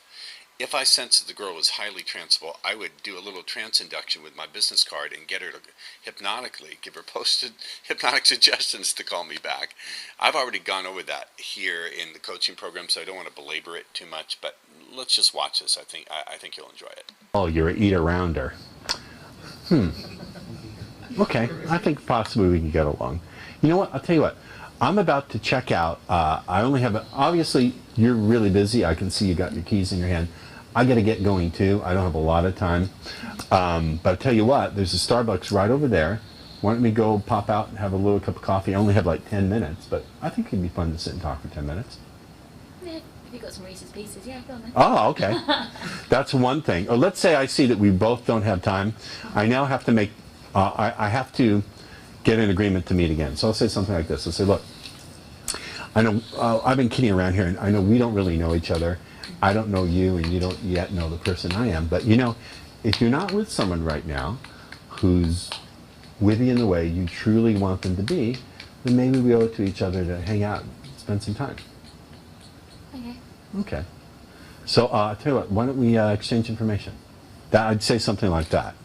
Or, I'll tell you what I used to do, and it always worked. I don't know why I stopped doing it. Okay, this is kind of whacked out, but I thought you'd like to see it as I did just watch. You'll like this. Start doing it again.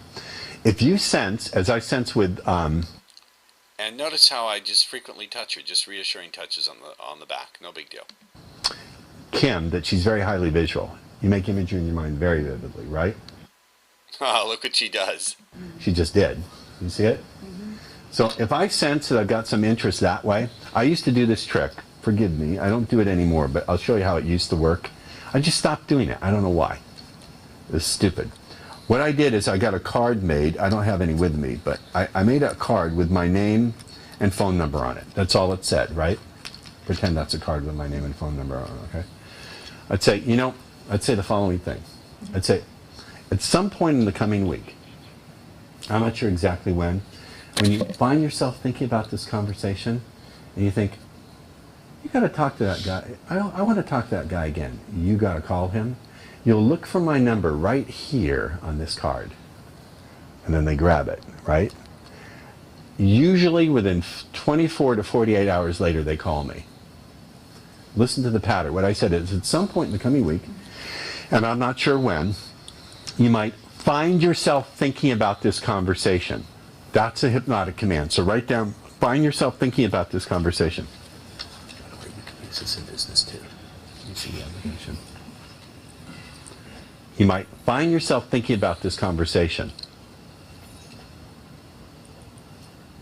I call this the make her call you back card trick. I had one girl call me, she said, I said, oh, you're calling me. She said, didn't you program me to call you? I said, well, yes, I did, Tanya. That was early in my career. At some point in the coming week, you might find yourself thinking about this conversation. Now, I want you to look at that phrase, find yourself. What does it mean to find yourself doing something? You ever find yourself just suddenly reaching for the refrigerator? Like, going, what am I doing? I'm not even hungry? Yes. Yes, have you? Quite a lot. For real? Yeah, really. Okay. Quite a lot. So, oh, really? That's a very common thing with women. This is something I want to point out. The language patterns work because they're reflecting women's experiences anyway. Look at this look on her face. She does often find herself just automatically reaching for the refrigerator without thinking about it. She finds herself indulging in compulsions regarding oral gratification in this case. When does that happen? Most times, just go in there and think. Yeah. What am I doing? When you find yourself, it implies that you're not consciously in control, correct? Yeah. Find yourself is what I would call a trance phrase. It tends to induce a trance. It refers to something that's outside your conscious awareness, true? So at some point in the coming week, you might find yourself thinking about this conversation. And you'll think to yourself, there's the next command, think to yourself. Give me 1 second, sweetheart.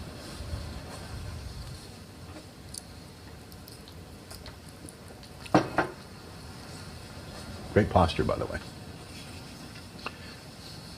You'll think to yourself,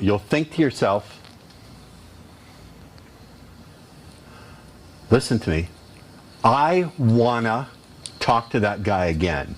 I wanna, W-A-N-N-A, not want to. I wanna talk to that guy again. Why am I saying wanna? I wanna talk to that guy again. Because it's a childlike way of thinking about it. I want to go outside, right? I want a toy. I want that regressive, age-regressed type of thinking. I want to talk to that guy again. You got to call him.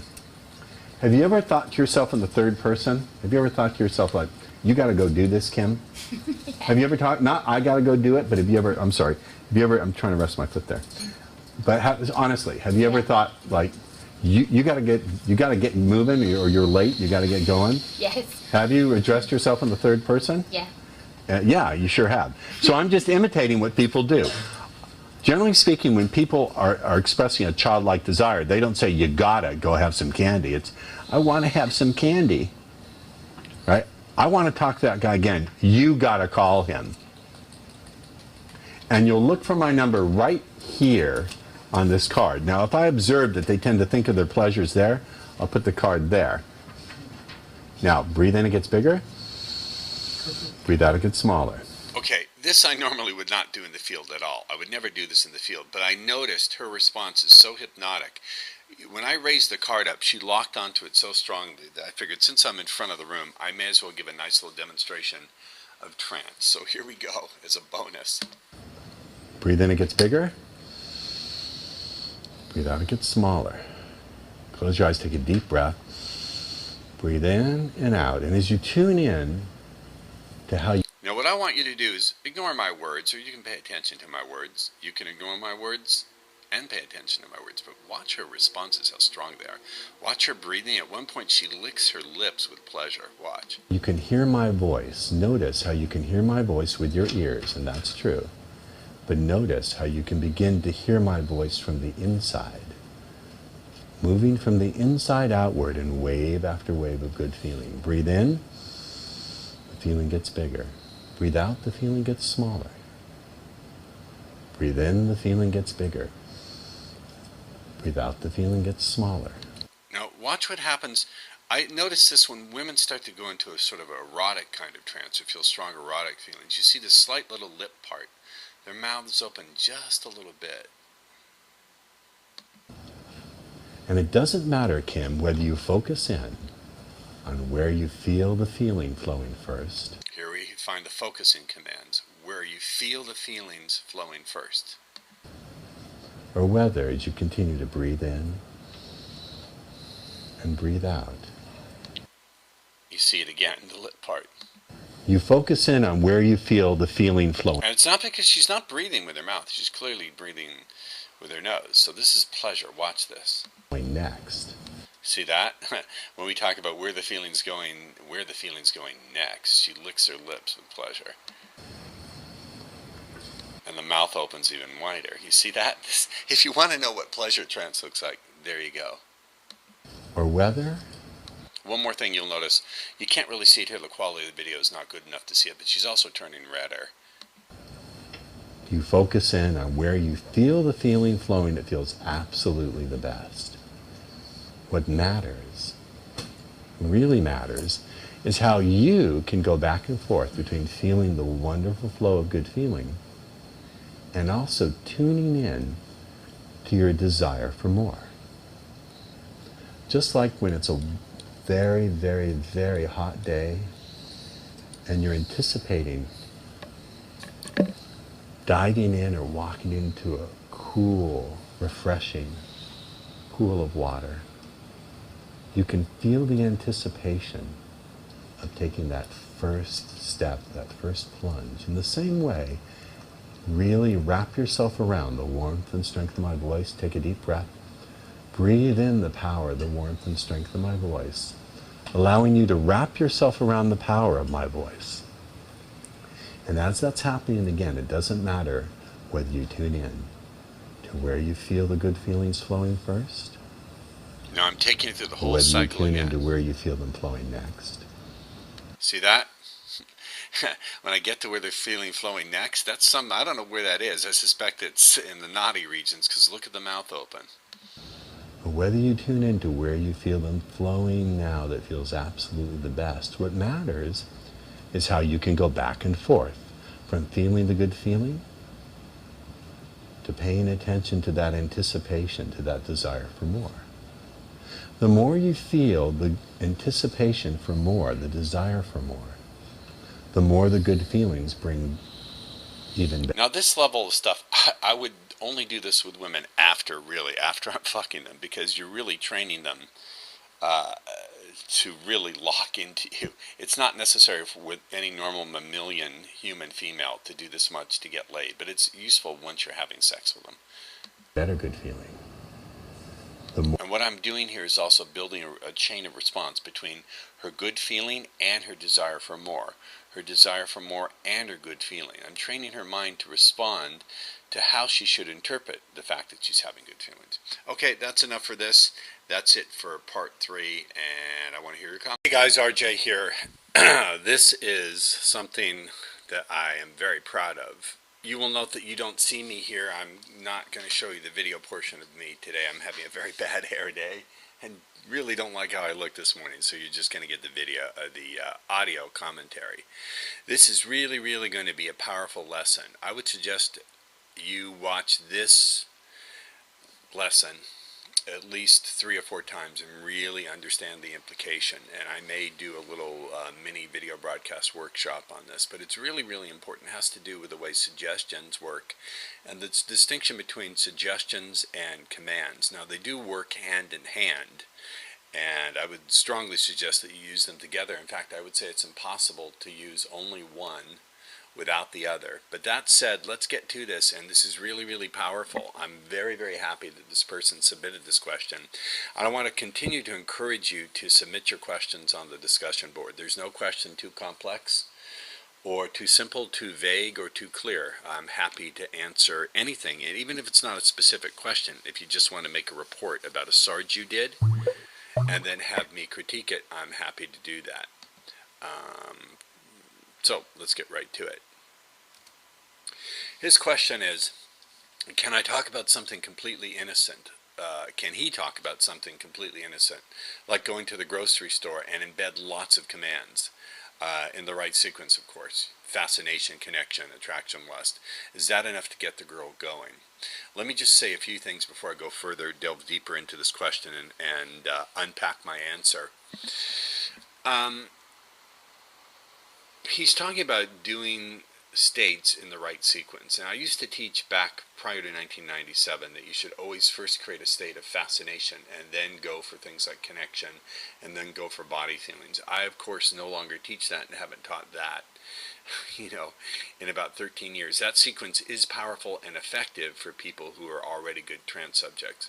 Nowadays, whenever you do a walk-up, what I want you to do is first create an overall desire on her part to hear more of what you have to say. Create a state of welcome, create a state of overall curiosity, a state where she's intrigued by you, before you go for the more hypnotic stuff like hypnotic commands that feel fascinated. And when you feel that connection, Debbie, you can realize that when you feel attraction, etc., etc., that's all good. I still want you to do that, but first, do some other things. That said, let's delve a little further into this. Yes, you certainly can insert commands anytime inside of any conversation. So inside of any conversation, whether it's about books or her favorite movie, you can always insert commands like feel fascinated, experience a connection. Another way to do it is to use suggestions that are vague. Now let me draw a distinction between commands and suggestions. As you'll see in this illustration, I put commands in blue and suggestions in red. Commands involve a verb like feel attracted, or experience horniness, or think about sex, or get horny. There's a strong verb inside of any kind of command: feel, experience, think, get. Suggestions are more vague, and they either describe overall conditions or they have a vague meaning that causes the person to go into a trance state. And suggestions often contain ambiguities, like below and below, etc., etc. So let me give you some illustrations here.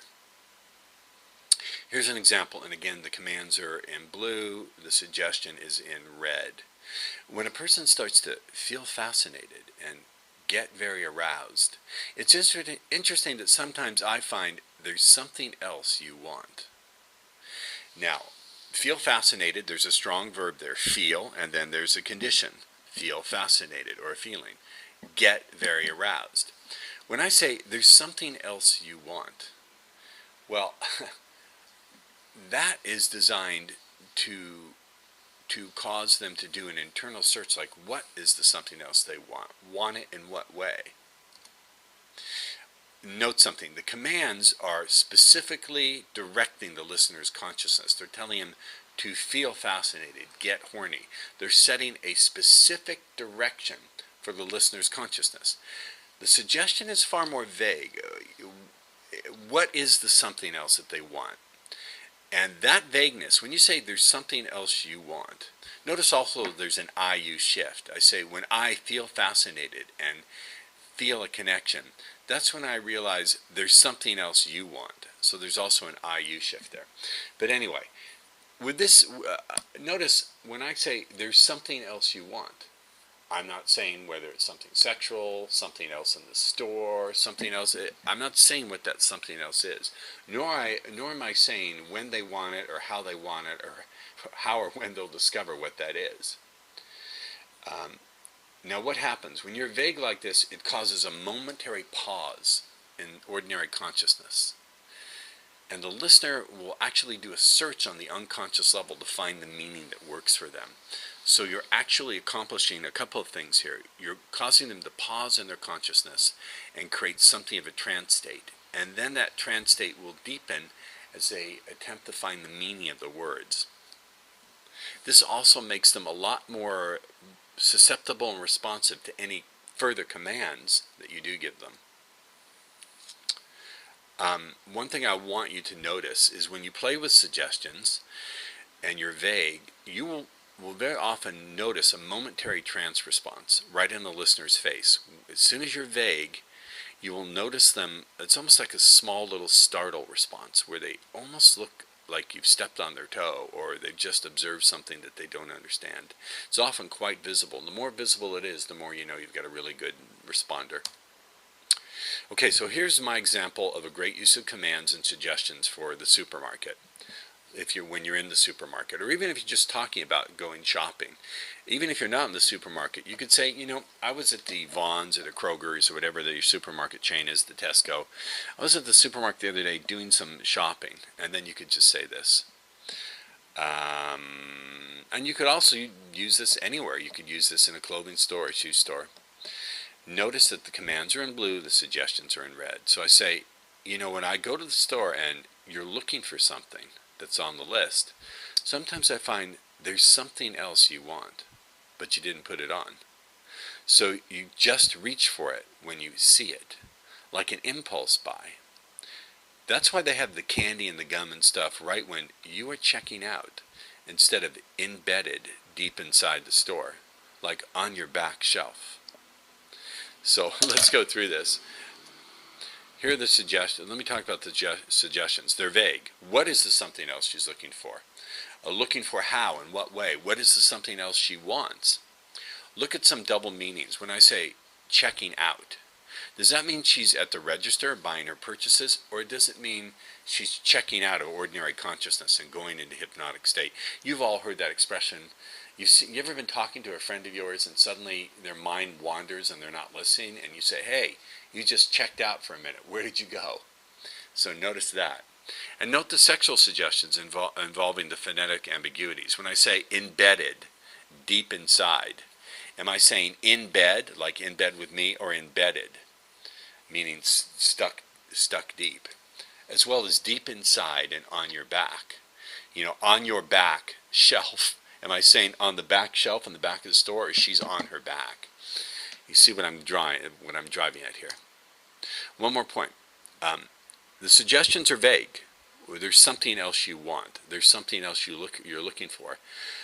The reason they're going to be eventually, towards the end of the chain of suggestions, be interpreted in a sexual way is because of the phonetic ambiguities, which are sexual. So when I say on your back, embedded deep inside, that is what's going to cause them to take those earlier suggestions, there's something else you want, and interpret it in a sexual way. This is the subject for a lot of discussion. I would like to see discussion on this on the members board. Okay?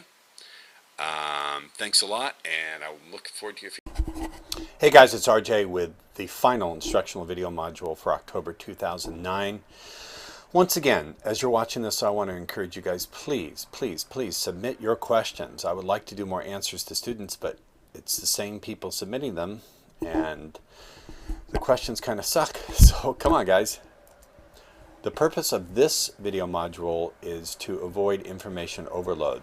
I think for many beginners, you have so many options when it comes to going out there and meeting women. Different introductory approaches, different openers, that people can get into information overload. What happens is some beginners are trying to do too much. You're practicing many things a few times instead of practicing a few things many times. And to get good at something, to get all the distinctions, you really need to repeat the same thing over and over and over to make sure you've got all the skill elements in place. Remember, we get good at what we repeat consistently, not sporadically. So yes, you may be going out there and doing lots of efforts, but if you're trying a different opener every time you sarge, you're not mastering any of them. So the purpose of this is to give you one opener that you can consistently use, and just do that for the next 10 to 20 walk-ups that you do. So the first step, of course, is your state. You want to have a state where it's non-attachment, non-disinterest. So you're not attached to the outcome, but neither are you disinterested. Basically, you understand this is just a practice.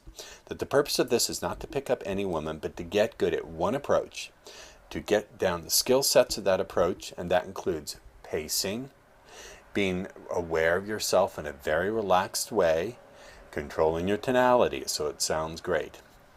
It's completely okay if every woman is non-responsive. Does not matter. This is about you practicing getting consistent with one thing.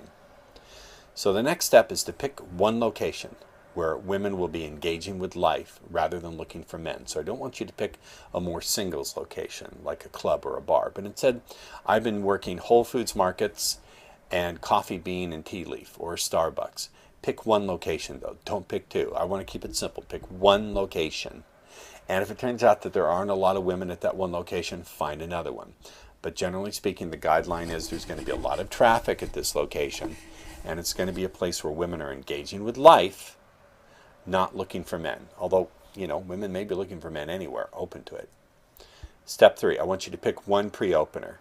The pre-opener could be nice footgear, nice headgear. That bag is huge. Now, excuse me.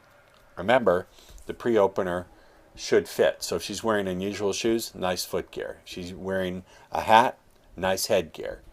If she's got a great big bag, then that bag is, pause, huge. So pick one pre-opener that fits the situation. Now, here's what you're going to use. You're going to use question comment. Once you do your pre-opener, like nice headgear, you're going to say, can I ask you a question? Pause. Do you do a martial art? Can you fight? So that's your opener. It's the question comment. Can I ask you a question? Can I ask you, do you do a martial art? Can you fight? Can I ask you, do you do a martial art? Can you fight? Or another way to put it is, do you mind if I ask you a slightly unusual question? Do you do a martial art? Can you fight? I will allow you to use that variation if you like. Can I ask you just a slightly unusual question? Do you do a martial art? Can you fight? Then whatever she answers, you say, because you carry yourself, pause, with discipline and elegance. It's a very unique combination. Because you carry yourself with discipline and elegance. It's a very unique combination. Now I'm telling you, any woman worth her salt is going to be deeply flattered by this. Then just introduce yourself. That's all you need to do. You don't need to continue to carry on this conversation. You can say, anyway, I just want to let you know that I observed that about you, and I think it's a really cool combination to have. I will catch you later. The whole thing is just to get used to introducing yourself, delivering the compliment correctly. Strike that. The whole idea is getting in location, getting in state, getting in location. I'll get this. Getting in state, getting in location, doing your pre-opener, introducing yourself. Okay, guys, I'm human. The whole point here is get yourself in state, pick the location, do your pre-opener, do your question, comment, and introduce yourself, and then you can leave. That's all you want to do. Get good at that. Do this with 10 women, and let me know how you do. Here's some troubleshooting. You can vary your pre-opener according to what fits. Do not vary the question comment format. Do not vary the compliment in wording or in subject. Keep it to exactly what I tell you to do, and don't fail to introduce yourself. You've got to introduce yourself, and that's it. Once you're done, great. Notice how you make women's day with this introduction. 9 out of 10 of them are going to be really flattered. Notice how with each approach you get a little bit more comfortable, a little bit better at controlling your pacing and your tonality. Notice when you control your pacing and your tonality, the delivery just feels better for you and they accept it better. That's what this is really about. Okay? Also, remember, hold yourself steady and firm. Take your time with your pacing and your tonality. You're only aiming at practicing skills. This is a test to develop one approach in one location. And also it's a lesson in discipline. I'm a little tired today, I'm sorry. It's a lesson in discipline and consistency. So you get good at one thing. You're training your mind to stick with one thing that you get good at. Excuse me. Okay?